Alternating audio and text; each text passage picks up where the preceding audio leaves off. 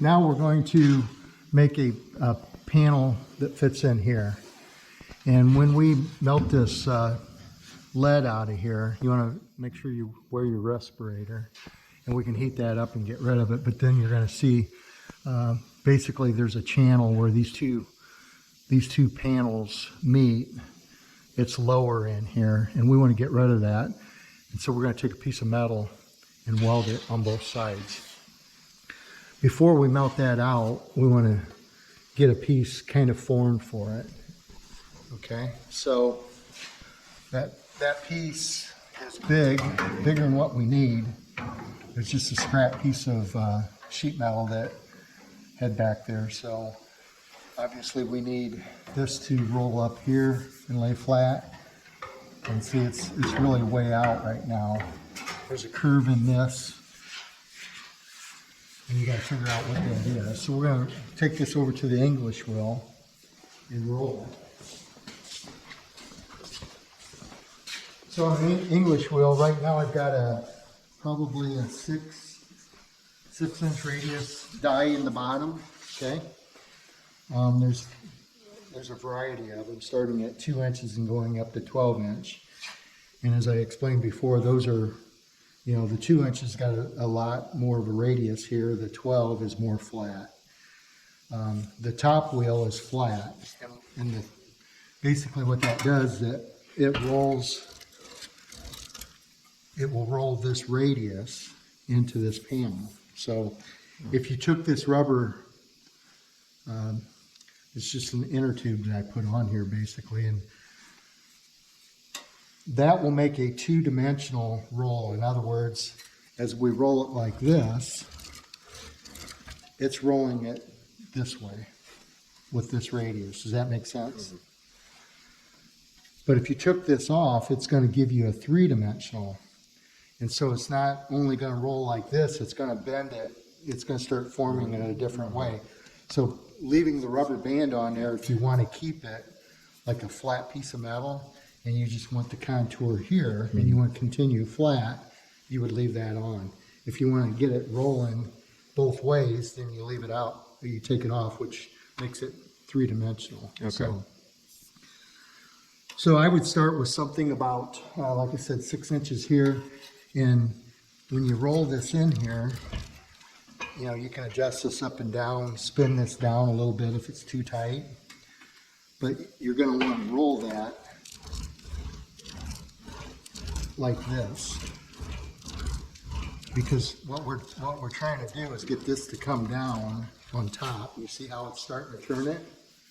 Yeah. It's starting to shape it this way, and if we go back over here and lay it down,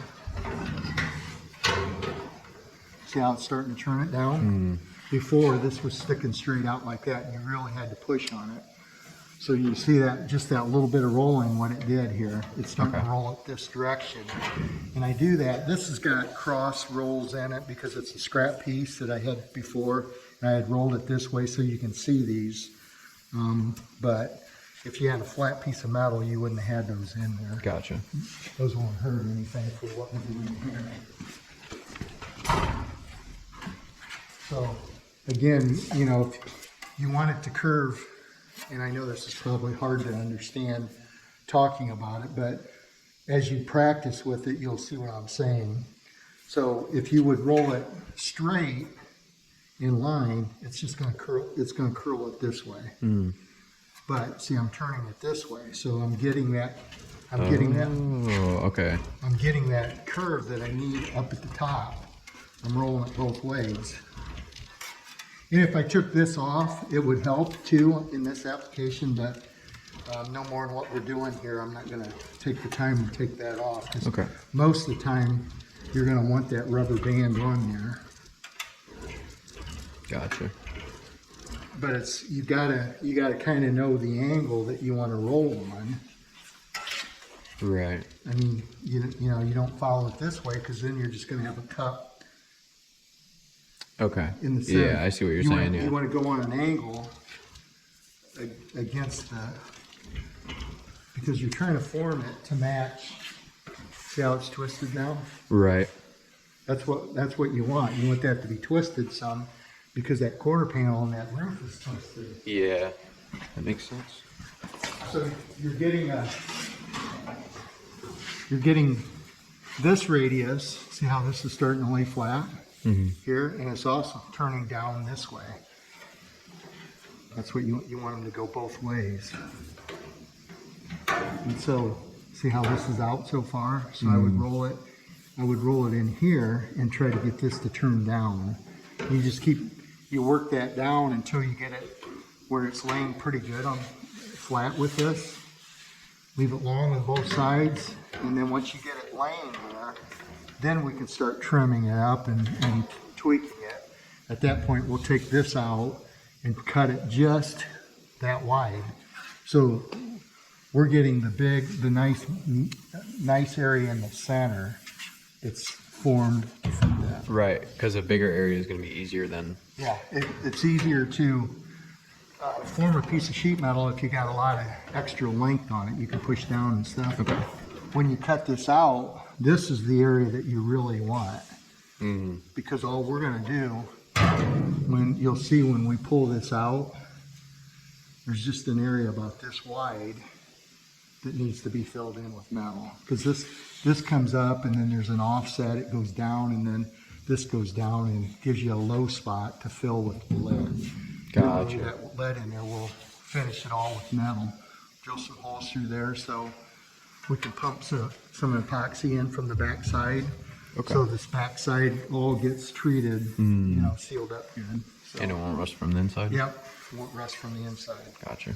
So go ahead and you can practice here with this piece and get it to lay down, and then we'll go from there. Okay.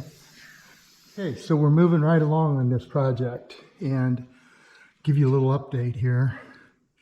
As you can see, we've got all the lead removed here. Dylan did a good job on it. And this is why it's good to remove the lead.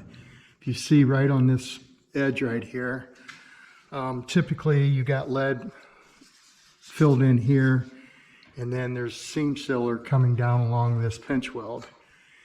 And obviously you can see water has got into that where those two meet, and it's sucked back, and you got a little bit of rust right here, actually rusted through. So we'll cut this out and weld a new piece in there, make sure we get rid of all the rust. Here's a couple other pinholes that have rusted. The lead was actually feathered in all the way out here, and obviously some moisture got in behind that. So anyway, we've got it all cleaned up. Other than fixing these holes, we're about ready to start putting our patch in here. So I'll show you how we do that, or how I like to do it anyways. You can see, as I showed earlier, how to roll this on the English wheel and try to get that to fit as close as possible. And you can see we put reference marks on here, so it's not hard to line up, and you just continue to tweak it until it flows nice with the hood. With the roof skin and the quarter panel. I like to get that fitting as close as possible, because as you can see, there's a twist in it. It's rolled around there. So once we get that part of it done, take a piece of poster board and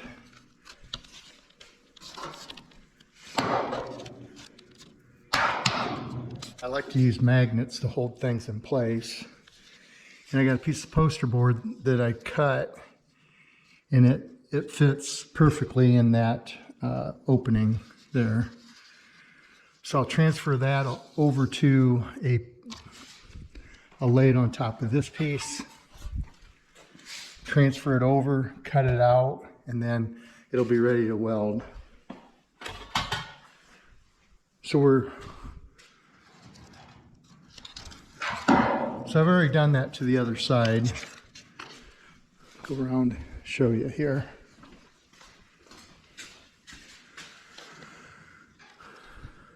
So these two pieces are actually the same. That poster board works on both sides like that. Fits in there perfect. And I also took, from the factory, they tend to kind of beat these edges down. This was beat down fairly significant and even lost that crease here, that body line. So I got him on the backside and bumped it up. Tried to get everything laying as flat as you can around there so you don't have any more filler than what's necessary.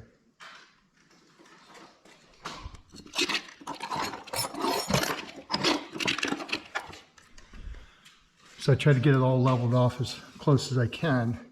And then I lay this across there and see where my points, I try to get this point and this point close. And you can see why it's good to lay that piece of metal in there, weld that in, see how thick that is there. If you put filler in there, I think eventually that will tend to shrink and maybe you'll see a ghost line here. I think it's good to weld the metal in here. It just cleans everything up better. So after I got my poster board, I overlaid it on this piece and I cut it out. And you can see it fits in there. It just lays right down pretty nice. Over here if I had my magnet, I could hold it in place, but that's what you want to try to do. Get everything so it's laying as flat as possible. Obviously, you'd want to keep that centerpiece down just a slight amount so you can fill over your edge. You don't want it overlaying up into here and having a bump, is what I'm trying to say. So I've got that all fitting. It's ready to weld in place.